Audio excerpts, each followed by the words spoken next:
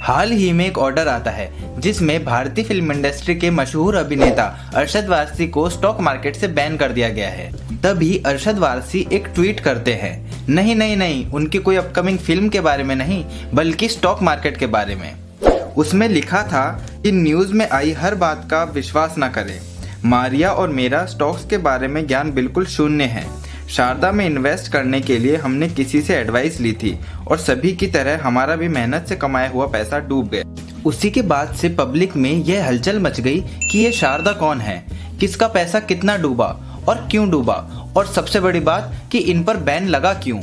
और आज बात अरशद वारसी और सेबी की नहीं, ना ही कोई बड़े प्रमोटर्स की है। आज बात है आप और हम लोगों की, यानी कि रिटेल इन्वेस्टर्स की, आप और हम जैसे आम लोगों की, जो किसी की दी गई टिप्स पर भरोसा करके उस पर अपनी हार्ड अर्न मनी लगा करके अपने पैसे गंवा देते हैं। ऐसे भी कुछ स्टॉक मार्केट के यूट्यूब चैनल्स हैं जिन्होंने गलत इन्फॉर्मेशन पोस्ट की और उनको फैलाने के लिए उन्होंने इतनी एडवर्टाइजमेंट की कि लगभग 4 करोड़ रुपए से ज्यादा उन्होंने इस एडवर्टाइजमेंट पे खर्च किया। और आज हम बात करेंगे 2 ऐसी कंपनीज की और उन पर यह आरोप लगाया है कि उन्होंने पंप एंड डंप स्कीम का यूज करके पैसा कमाया है। तो चलिए वीडियो स्टार्ट करते हैं और समझते हैं आखिर ये माजरा है क्या।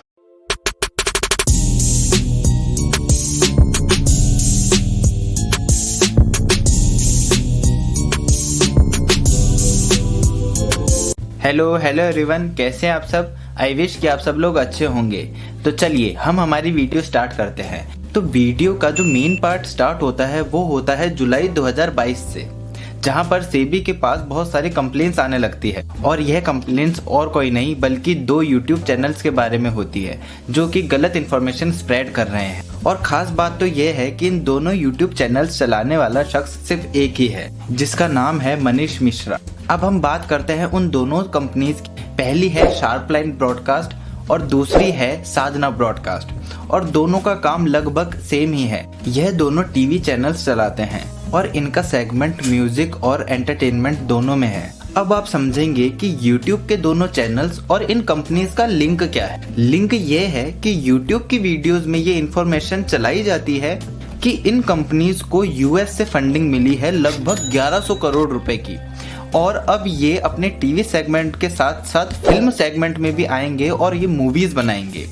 और ये न्यूज़ ये भी चलाई जाती है कि ये कंपनीज बिल्कुल डेट फ्री हैं और अब प्रमोटर्स अपनी शेयर होल्डिंग को बढ़ा रहे हैं। बिल्कुल ऐसा दिखाया जाता है कि इन कंपनीज के अलावा स्टॉक मार्केट में इनसे अच्छी कोई कंपनी दूसरी है ही नहीं। अगर ये नहीं खरीदी तो आपके हाथ से बहुत बड़ा चांस मिस हो जाएगा। और इसी बात पर आप और हम जैसे लोग फंसते हैं, और वो ही हुआ जिसका डर था। आप और हम जैसे लोग इसके हाई पीक पर जाकर बैठ गए खरीद कर, और उसके बाद ये शेयर नीचे गिरता ही गया और हम सबके हार्ड अर्न मनी उसमें चली गई। पर उससे पहले हम बात करते हैं कि इनमें रिटर्न कितना कितना मिल रहा था। हम बात करते हैं सबसे पहले शार्प लाइन की। इसके अंदर 2 महीने में लगभग 600% से ज्यादा का रिटर्न मिल रहा है। और अब बात करते हैं साधना ब्रॉडकास्ट की। अब आप सोचेंगे कि 100% मिल जाएगा, 200% मिल जाएगा, पर नहीं साहब, यहाँ मिला है 1150% का रिटर्न। पर एक मिनट रुकिए, कहीं आप इसमें तो कंफ्यूज नहीं हो रहे कि ये पंप एंड डंप स्कीम होती क्या है। तो कोई बात नहीं, मैं यहाँ पर हूँ आपके लिए। मैं समझाता हूँ आपको कि पंप एंड डंप स्कीम होती क्या है। मान लीजिए कि आपके पास एक टिप आती है। टिप वही जो चाय की थड़ी पे और अखबार पढ़ते टाइम आपको मिलती है आपके दोस्तों से। वही एक टिप आती है कि ये जो शेयर है आज मान लीजिए 50 रुपए पे ट्रेड कर रहा है और अगले 2 महीने में यह 250 रुपए को टच करेगा। पर आप और हम जैसे कई लोग इस बात में इतनी जल्दी नहीं आते हैं। हम सोचते हैं कि थोड़ा देखते हैं क्या होता है। उसके बाद क्या होता है कि वो शेयर चलना स्टार्ट होता है 50 से 60, 70, 100, 150, 200। जब 200 पे पहुंचता है तो हमें वो टिप सच लगने लग जाती है, और हम उसी टाइम पे जब शेयर अपने पीक पर है तब उसको बाय कर बैठ जाते हैं इस उम्मीद में कि अब ये वहां से आगे जाएगा। पर बात यहाँ खत्म नहीं होती है। अब जो लोग जिन्होंने पहले ही इसमें इन्वेस्ट कर दिया था एक मोटा अमाउंट, अब वो यहाँ से बेचना चालू करते हैं, और आप और हम जैसे जो रिटेल इन्वेस्टर हैं वो यहाँ पर अपना पैसा लगा के फंस जाते हैं, और अब हम इससे निकल नहीं पाते हैं अपना लॉस देखकर। तो इसी को हम पंप एंड डंप स्कीम बोलते हैं कि पहले उसको पंप करा जाता है जितना वो कर सकते हैं, उसमें हाई अमाउंट ऑफ मनी डालकर, और जैसे ही वहाँ पर एक रिटेल इन्वेस्टर बाय करने लगता है तो वो वहाँ से अब उस शेयर को बेचने लगते हैं। तो जो शेयर पंप हुआ होता है अब वो डंप होने लग जाता है, यानी गिरने लग जाता है। इसे ही हम बोलते हैं पंप एंड डंप स्कीम। और ये सबसे ज़्यादा पेनी स्टॉक्स में होता है जिनकी वैल्यूएशन 100-200 करोड़ से कम होती है। इसलिए आपको हमेशा एडवाइस दी जाती है, एक अच्छे इन्फ्लुएंसर या जो आपका भला चाहता है, आपके पैसों को आपके लिए काम पे लगाना चाहता है, वो हमेशा आपको यही एडवाइस देता है कि पैनिक स्टॉक में बहुत कम, मतलब ना के बराबर इन्वेस्ट करें।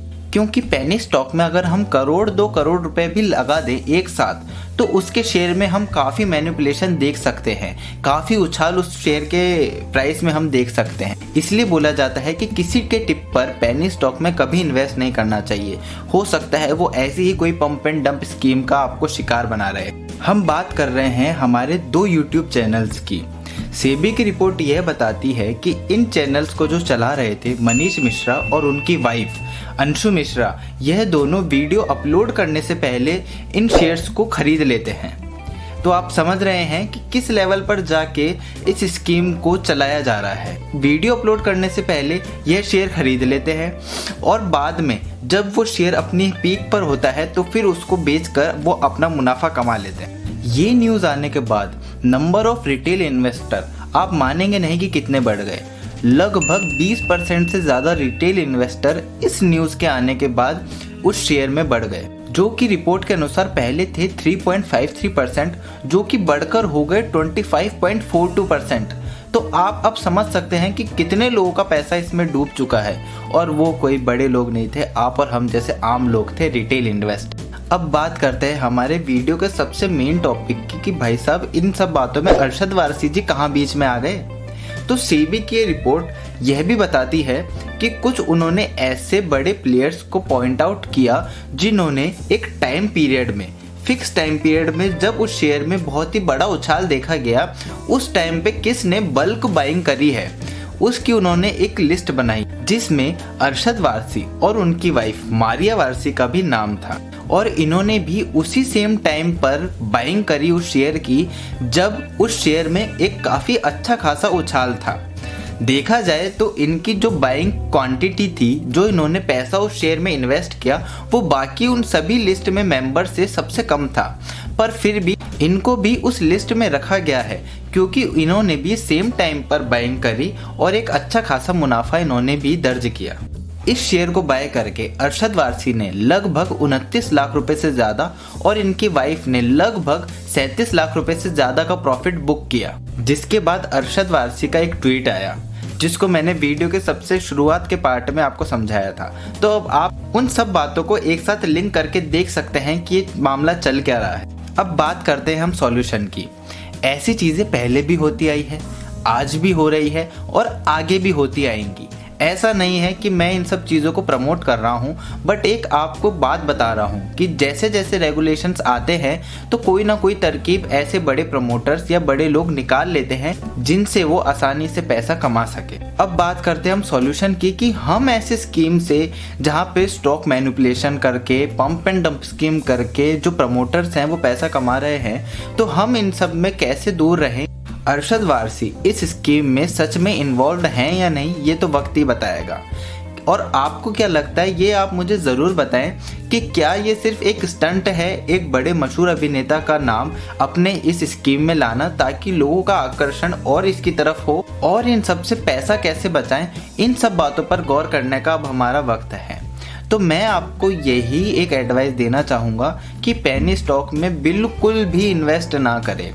और अगर आप कोई टिप लेकर किसी भी शेयर में इन्वेस्ट करते हैं या ट्रेडिंग करते हैं तो उसमें आप पहले उस शेयर के बारे में थोड़ी नॉलेज गेन करें, पढ़ें उस शेयर के बारे में क्या है कि वो बीते कुछ सालों में कैसा परफॉर्म कर रहा है।